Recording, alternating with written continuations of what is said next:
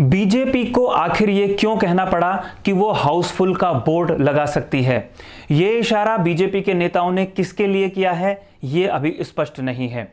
लेकिन कांग्रेस के कई नेताओं की बीजेपी में आने की जो उम्मीद है, उस पर पानी फिरता हुआ दिखाई दे रहा है।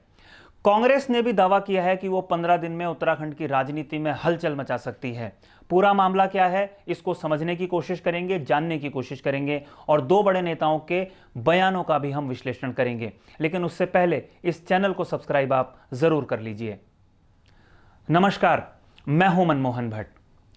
उत्तराखंड बीजेपी के नेताओं की आज क्लास लगी। क्लास लेने के लिए बीजेपी के दिग्गज नेता दिल्ली से देहरादून पहुंचे थे।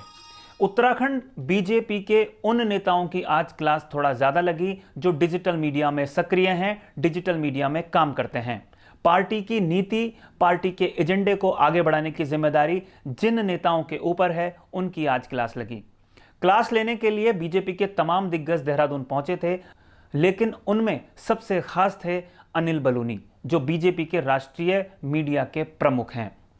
बलूनी साहब ने जो अपने कार्यकर्ता हैं डिजिटल मीडिया में काम करने वाले, उनकी तो अच्छी खासी क्लास ली, उनको ट्रेनिंग दी।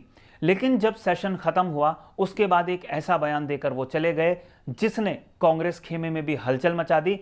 क्या कहा अनिल बलूनी साहब ने, इसको हम देखेंगे। लेकिन उससे पहले हम ये भी बता दें कि जो उत्तराखंड कांग्रेस के प्रमुख हैं गणेश गोदियाल, उन्होंने क्या कहा। गणेश गोदियाल ने अनिल बलूनी के बयान पर प्रतिक्रिया बड़े ही कड़े शब्दों में व्यक्त की। उन्होंने कहा, हमें 15 दिन का समय दे दीजिए और 15 दिन के बाद हम बता देंगे कि वो क्या कर सकते हैं। यानी चेतावनियां दोनों तरफ से जारी की गई।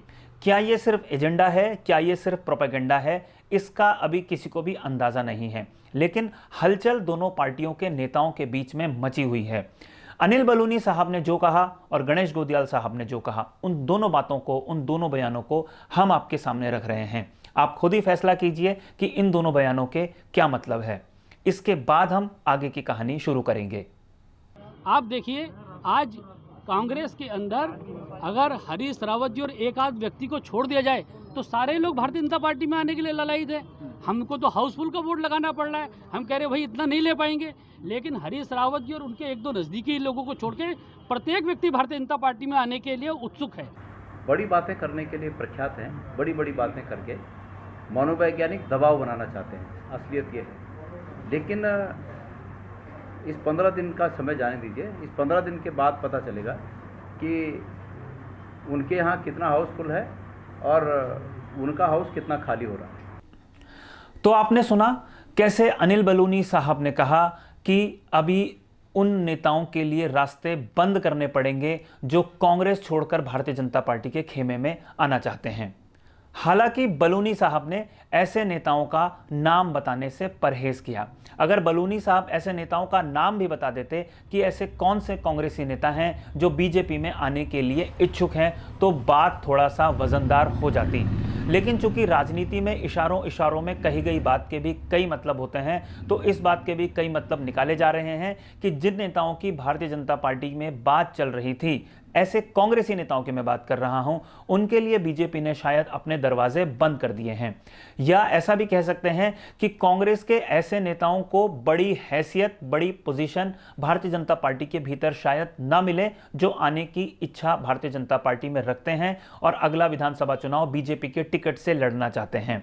ऐसे तमाम बड़े कांग्रेसी नेताओं के नामों की चर्चा पिछले दिनों देहरादून से लेकर दिल्ली तक चली कि भारतीय जनता पार्टी के खेमे में वो नेता शामिल हो सकते हैं।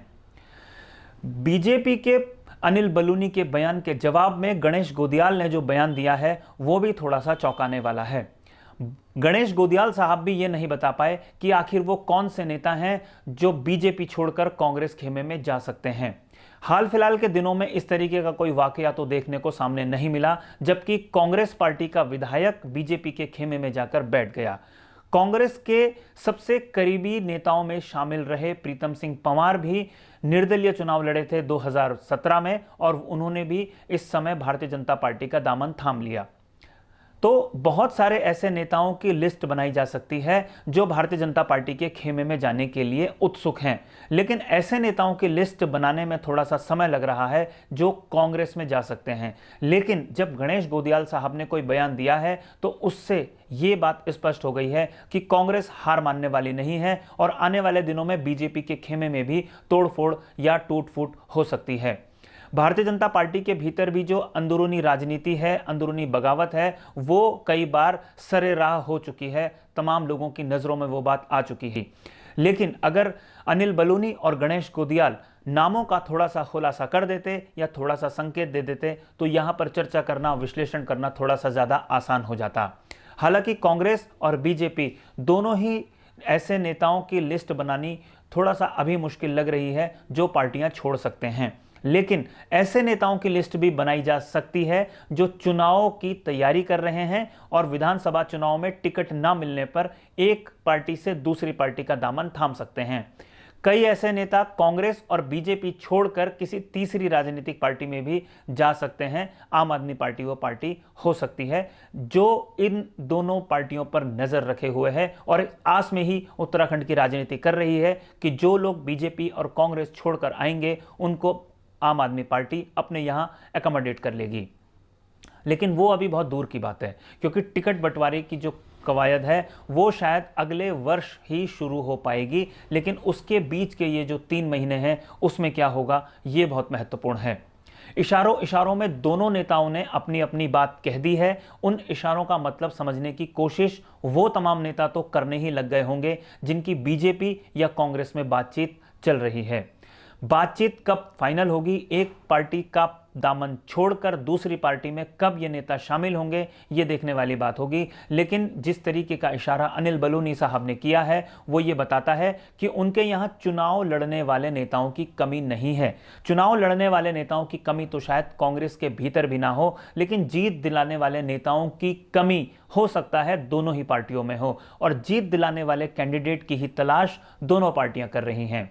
इसलिए दोनों बयानों का मतलब ये समझा जा सकता है कि जो नेता जीत दिलाने में पूरी तरीके से सक्षम होगा उसको तो शायद पार्टी अपने यहां एकोमोडेट कर सकती है, लेकिन बहुत सारे ऐसे नेता हैं जो सिर्फ पार्टी के टिकट पर या बीजेपी के सिंबल पर या बीजेपी के संगठन के आधार पर चुनाव लड़ने की अगर योजना बना रहे हैं तो उनके लिए पार्टी ने दरवाजे साफ तौर पर बंद कर दिए हैं या आने वाले दिनों में वो बंद कर देंगे। ये बात अनिल बलूनी साहब ने बहुत स्पष्ट शब्दों में कह दी है।